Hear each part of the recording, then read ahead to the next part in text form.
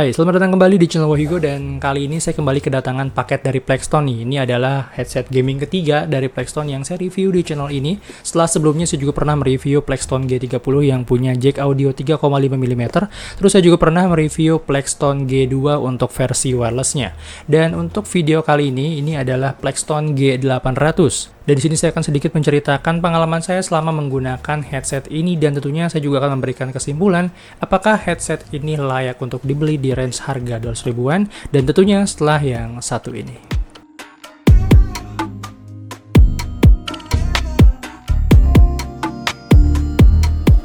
Untuk range harga 200 ribuan di paket pembeliannya ini kalian akan dapetin satu headset gaming yang dibungkus dengan bubble wrap beserta satu buah kabel splitter buat konekin headsetnya ini ke PC ataupun laptop, satu buah manual book dan kartu garansi selama 1 tahun. Dan anyway, untuk kategori headset over ear, beratnya ini bisa dibilang cukup ringan, tapi ringannya ini bukan berarti ringkih loh ya.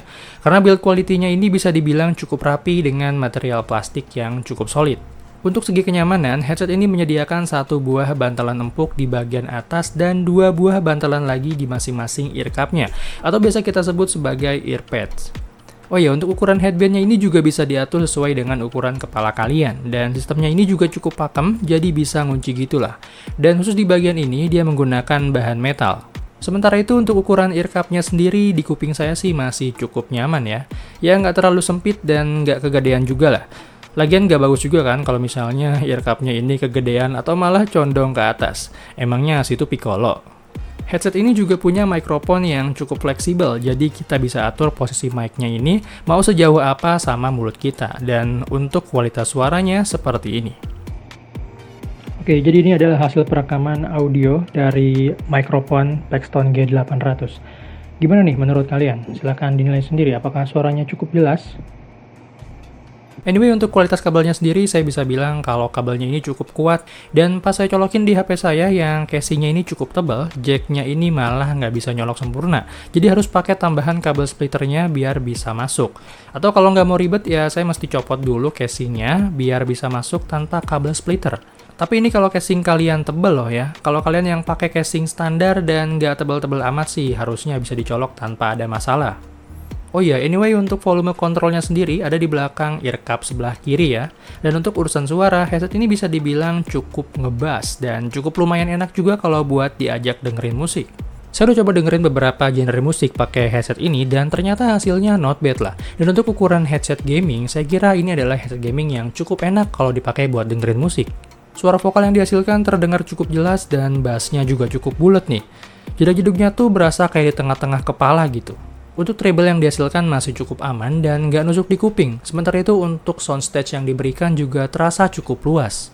Cuma ya tetap aja, sound quality-nya ini nggak bisa dibilang sempurna juga. Cuma memang masih enak aja kalau dipakai buat dengerin musik, apalagi buat kalian yang nyari kriteria headset yang ngebass. Oh iya, karena ini adalah headset gaming, kurang afdol kayaknya kalau kita nggak ngebahas soal gaming experience-nya.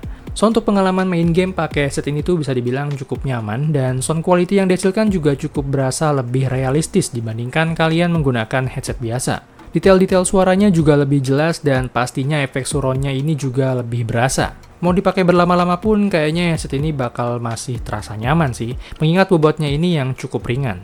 Dan keluhan saya untuk headset ini cuma satu, yaitu jack audionya yang susah masuk di HP saya yang pakai casing tebal kayak gini. Jadi harus dicolok dulu pakai splitter biar pas dan agak repot sih jadinya. Sebenarnya bisa sih saya copot casingnya ini biar nanti jack audionya ini bisa masuk secara sempurna. Tapi mungkin bakal kurang nyaman karena nanti panas dari belakang HP-nya bakal langsung berasa pas lagi main game. Tapi ya kalau casing HP kalian nggak tebel-tebel banget sih harusnya aman-aman aja ya. Jadi kesimpulannya, kalau menurut saya headset ini tuh bisa dibilang lebih cocok buat kalian yang lebih suka ngegame di rumah. Karena kalau buat kalian yang suka ngegame pas traveling atau pas keluar rumah, headset ini agak kurang cocok aja sih kayaknya. Mengingat ukurannya yang gede dan pasti bakal agak ngerepotin kalau diajak berpergian. Saya saranin buat kalian yang suka ngegame pas lagi di luar rumah atau pas lagi traveling, mungkin bisa coba Plextone G30. Karena dia udah punya pouch yang bisa nyimpen headsetnya dan enak banget kalau dibawa kemana-mana. Dan sekian dulu video review saya tentang Plextone G800 ini. Buat kalian yang mau beli, link pembeliannya ada di deskripsi video. Dan sekian dulu video kali ini. Silahkan klik tombol like kalau kalian suka dengan videonya, dan dislike aja kalau nggak suka. Silahkan klik tombol share dan subscribe channel ini sebagai bentuk dukungan kamu terhadap channel ini. So thank you guys for watching. See you on my next video. I'm Wahyugo. I'm signing out.